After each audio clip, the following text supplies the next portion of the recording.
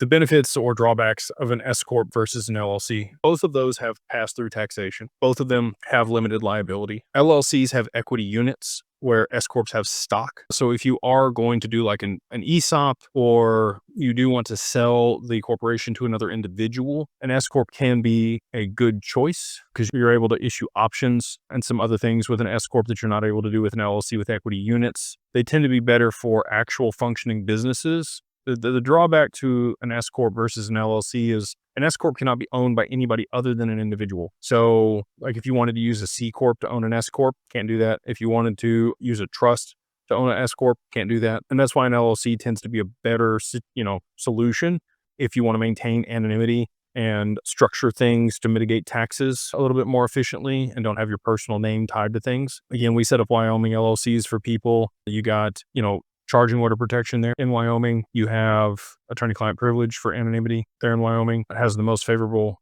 regulation around digital assets, the most progressive of any state when it comes to crypto. No state taxes there in Wyoming. Anyway, so that's a lot of the reasons you don't want to use an S-Corp. The other reason if you don't want to use an S-Corp versus an LLC is if you do get sued by a creditor and somebody comes after you, and if you're holding assets inside of an S-Corp, they can take control of the stock or the shares in the company, liquidate those assets, pay themselves back, and then give you the worthless shares. Not ideal. In an LLC, the equity units prevent that from happening. So again, most of the time when you're holding assets, you want to use an LLC here in the US. When you're managing something, that you could use an S-Corp if you don't want to use like a living trust or have something else on the cap table, and you're okay with holding it in your personal name and having your personal name associated with it on public documents. They're all tools, right? You just need to understand how the tools work together and what they're used for and the drawbacks or benefits to using them in different applications.